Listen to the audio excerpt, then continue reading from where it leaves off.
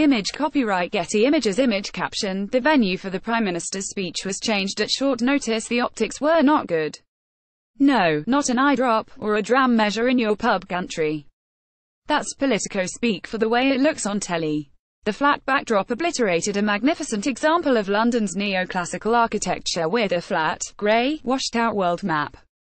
The Prime Minister's body obliterated Europe, and the words, "Our new partnership," were located on the northern shore of the Caspian Sea. It wasn't meant to be like this. Theresa May would have delivered this vital speech on Brexit in a more northerly location, closer to those Brexit voters than in London's Mansion House.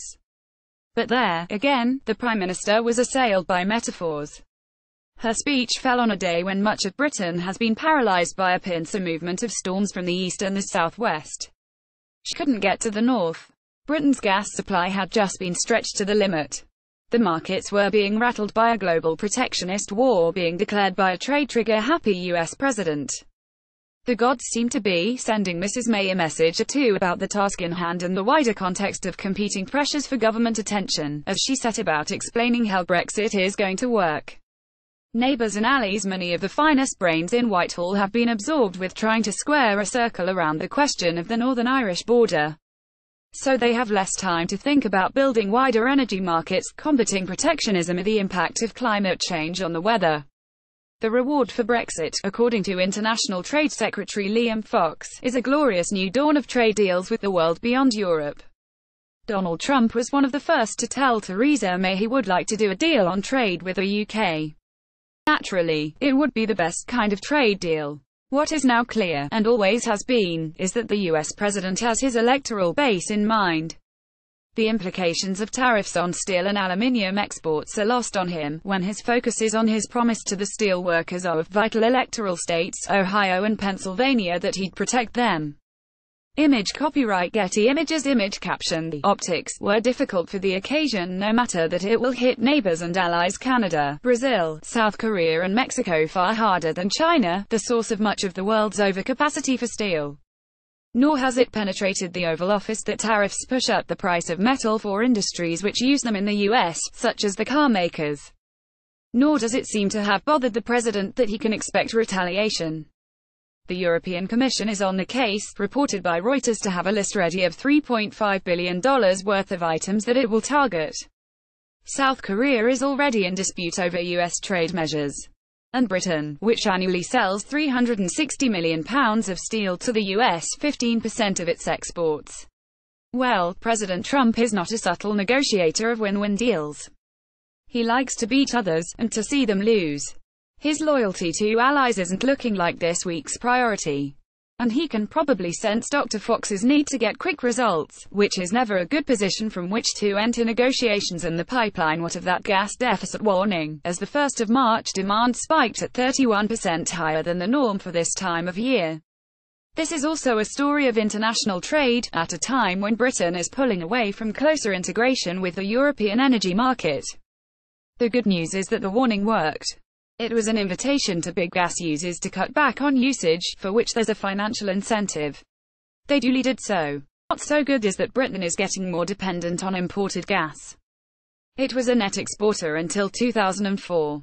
It now looks to imports to meet 47% of demand. In 10 years, that looks like 61%.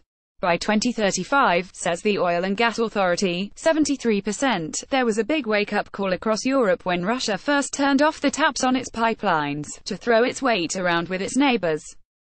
A lot of work went into diversifying supply, much of it from Norway. Britain also developed the capacity to handle LNG, or liquefied natural gas, brought by tanker from Qatar and now from the United States. That puts gas into a global market, rather than on a contract at the end of a fixed pipeline. At Newsbase, an Edinburgh supplier of energy market intelligence, Ryan Stevenson, tells me that this time of year brings competition for those same tankers to dock in Japan or Korea. His analysis shows the underlying wholesale gas price having risen 30% for UK customers in the past 2 years. That's as they compete with electricity generators who have lost baseload coal burning, and have to turn to gas for a backup supply when the wind drops. The longer term could see Europe's gas-burning power stations also cut back. But for now, the boiler stays hot. and with a big reduction in Britain's ability to store gas. With a recent closure of the Rough offshore facility, we can expect more price spikes when there are winter cold snaps. If the climate scientists are right, we can also expect more winter cold snaps.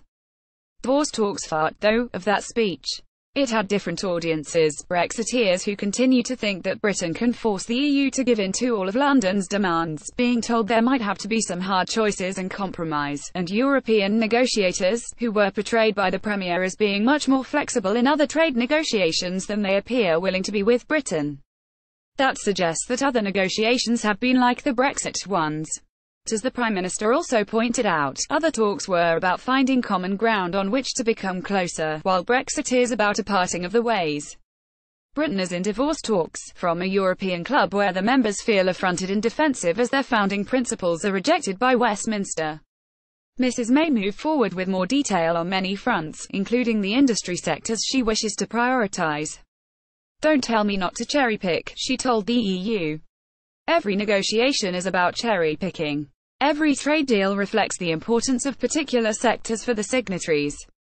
Goodwill and trust fisheries was one of those included, control of British waters, a deal to allow access to European boats, and continued access to sell products into EU markets. Pharmaceuticals is an area where Britain punches above its weight within Europe, and she could argue that the European Union need Britain to help bring new medicines to its own people. Why wouldn't we all coordinate on aerospace?" She acknowledged the complexity of supply chains built up within an integrated, barrier-free European market. She acknowledged also that trade cannot be as smooth in future as it has been. But the few solutions she put forward tended to raise more questions. The Irish border question was answered with a familiar set of ideas. When goods come into the UK, they should be certified as bound for an EU destination or a UK one. They'd have to meet different sets of regulations, and could be charged tariffs at different rates.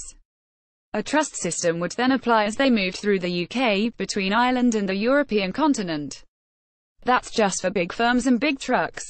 For the majority of small businesses that trade across the Irish border, the proposal is to let them continue as they have done, and not to be too bothered if it means a leaky frontier for either the EU or the UK regulatory or tax regimes.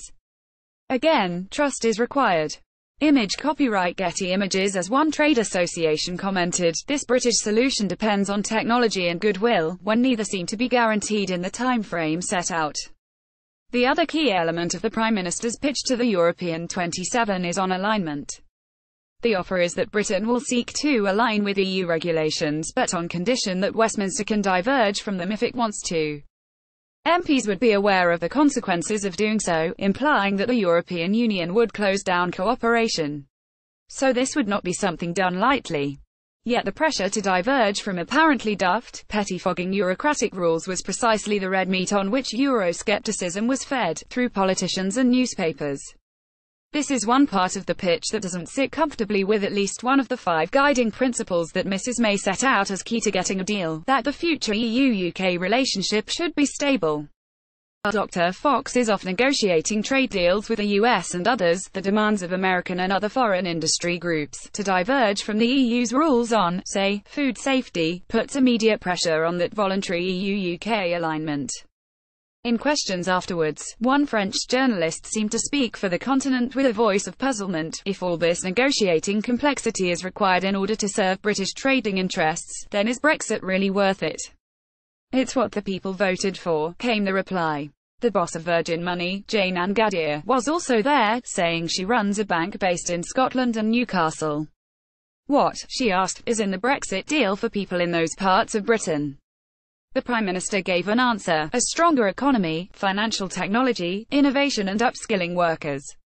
It was an answer, but as so often in the Brexit debate, not to that question.